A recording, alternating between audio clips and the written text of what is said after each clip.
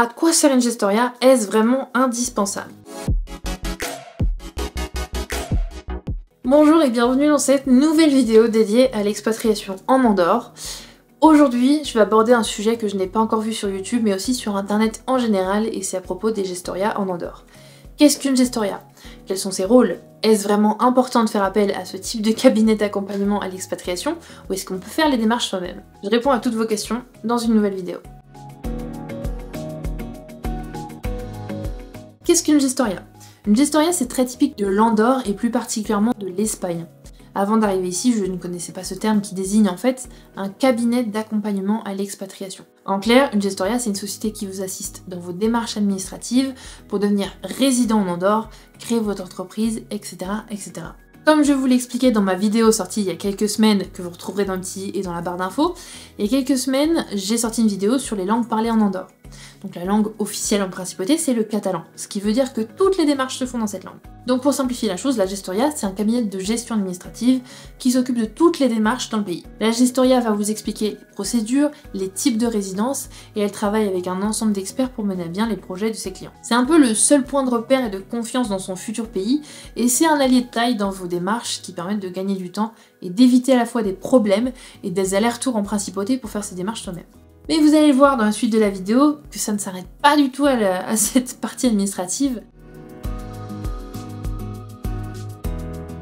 Quel est exactement le rôle d'une gestoria? Déjà, le plus simple, quand vient le moment de contacter les gestoria, c'est de demander ce qui est compris exactement dans leurs prestations. La base commune aux gestoria, c'est l'accompagnement dans la création de résidence et la création d'entreprise.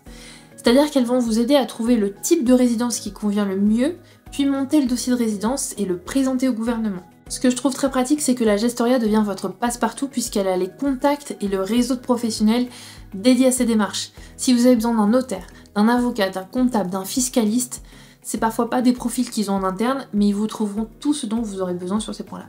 Je le concède, l'administratif ici, c'est vraiment lourd et c'est vraiment long. C'est pas du tout digitalisé comme en Belgique ou en France, et en plus de ça, c'est dans une langue étrangère. Si on ajoute à cela le fait de rechercher les papiers nécessaires aux démarches, de les traduire, de constituer le dossier et de se rendre régulièrement en Andorre pour suivre l'avancée des démarches, et trouver les professionnels nécessaires à l'élaboration des différentes démarches, faire appel à une gestoria a quand même de sacrés avantages. Maintenant, concernant l'autre partie des services proposés par une gestoria, c'est un peu flou parce que ça dépend de chacune d'elles. Certaines vous proposeront un pack clé en main, c'est-à-dire un accompagnement total dans votre installation. Donc, en plus de la partie administrative, ça peut être l'accompagnement à l'achat d'une voiture, la recherche de locaux pour votre société, une école pour vos enfants, une salle de sport, un médecin, un prestataire en décoration, des ouvriers pour la maison, même ouvrir un compte à la FEDA pour avoir l'électricité à la maison, internet, la recherche d'un bien immobilier, etc. Alors pourquoi j'ai mis bien immobilier à la fin de cette liste?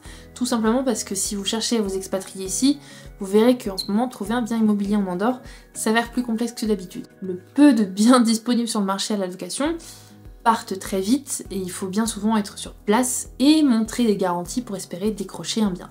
J'ai d'ailleurs sorti il y a 2 semaines une vidéo sur le sujet du marché immobilier andorran et de ses spécificités. Si vous souhaitez la voir, le lien est en description de cette vidéo, vous pouvez la retrouver ici dans le petit dès maintenant. Pour en revenir au sujet de la vidéo, le gros point positif pour les gestoria, c'est qu'elles sont en contact direct et régulier avec les agents immobiliers, ce qui a deux avantages. D'une part, vous avez accès à des biens qui ne sont pas encore sur le marché.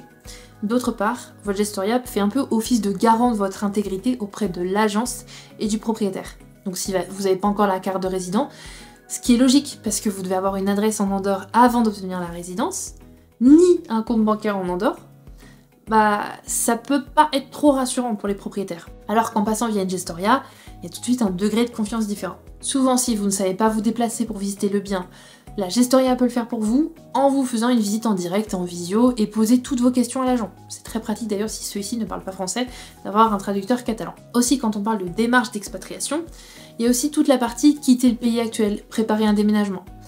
Ça peut être l'une des missions de la gestoria aussi, parce que déménagement veut dire passage de douane et toutes les formalités qu'il y a avec, comme les autorisations auprès des mairies en cas de stationnement de votre camion de déménagement dans un endroit gênant, enfin bon. Voilà, le déménagement peut être coordonné aussi entre les 2 sociétés de déménagement grâce à une gestoria. Bref, vous l'aurez compris, cela peut aller d'un simple accompagnement administratif à une aide de A à Z. Alors pour ma part, après m'être renseignée avant de m'expatrier sur les démarches à faire, je n'avais ni le temps, ni la patience, ni l'expérience de l'administratif en Andorre.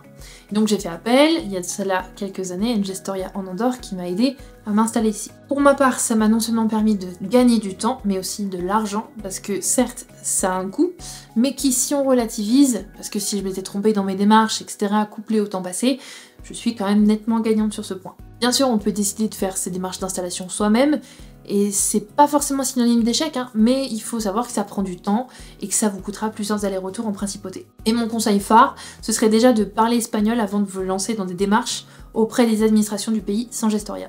D'ailleurs, si le sujet vous intéresse, j'ai prévu une autre vidéo la semaine prochaine sur comment bien choisir une gestoria et éviter de se faire arnaquer. C'est tout pour cette vidéo, j'espère qu'elle vous aura plu. N'hésitez pas à poser vos questions en commentaire, j'y répondrai avec plaisir. N'hésitez pas à vous abonner à la chaîne aussi et à liker cette vidéo.